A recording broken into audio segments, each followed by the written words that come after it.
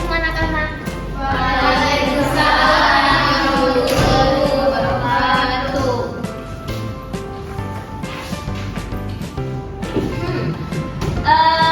Gimana kabarnya semuanya? Alhamdulillah, luar biasa. Allahu Akbar. Oke, sepertinya semangat sekali ya. Udah pada makan? Belum. Kok belum makan? Gak ada duit ya? Kembali, Bu. Nanti yang belum makan habis jam pelajaran ketemu ibu. Ibu ada sedikit sedekah untuk Alhamdulillah ya Allah. Abis ini ya, Bu. Iya, betul. Oke, sebelum kita jangan itu dulu ya. Sebelum ibu mau mulai pelajaran hari ini, ibu mau cek nih kehadiran kalian terlebih dahulu.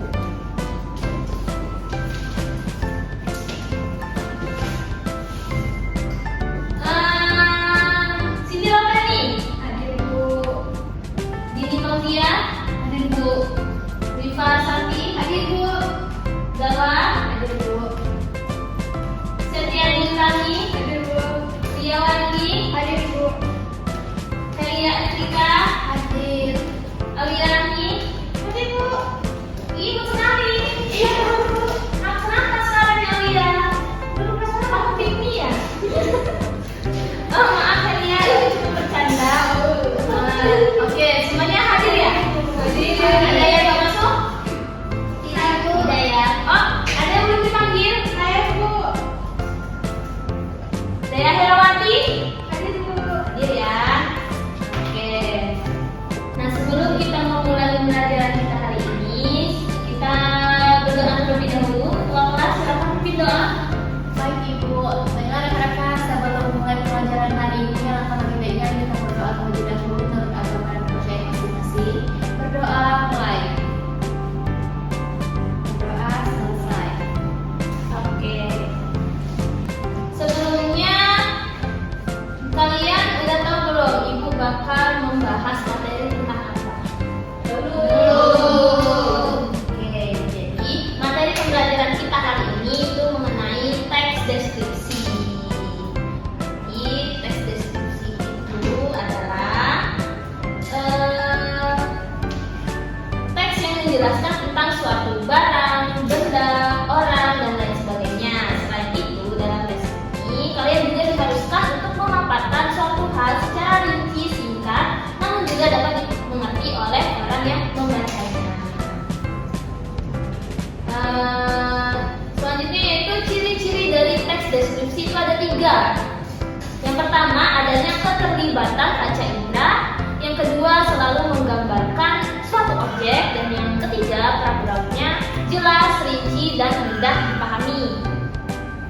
Lalu jenis dari teks deskripsi ini ada 2, yang berdasarkan tujuannya itu dibagi menjadi 2 jenis. Yang pertama deskripsi sugestif yang bertujuan menciptakan pengalaman kepada diri pembaca karena berkenalan langsung dengan objeknya.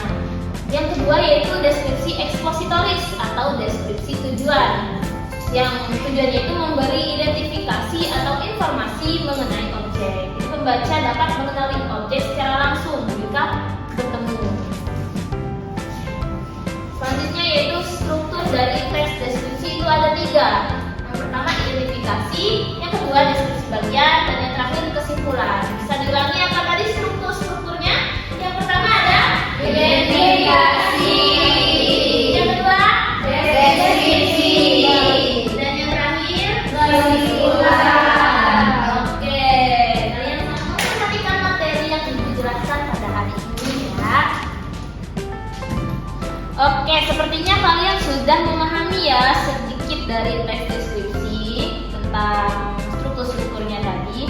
Jadi ibu di sini akan membagikan contoh dari teks deskripsi, dan sebelumnya ibu akan membagikan kalian menjadi 3 kelompok berdasarkan barisnya ya. Ini kelompok pertama, kelompok kucing, kelompok 2, kelompok kura-kura, kelompok 3, kelompok kelelawar. Oke, ingat-ingat ya kelompoknya.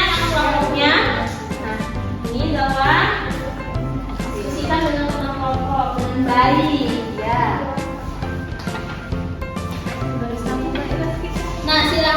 baca dulu selama 5 menit ya anak-anak.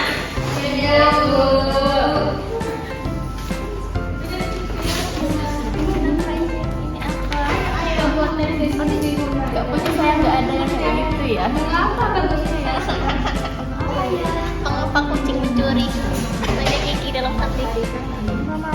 Oh ya, Bu, mau ada yang mencurinya ya? Iya benar. Tapi berburu. Ya.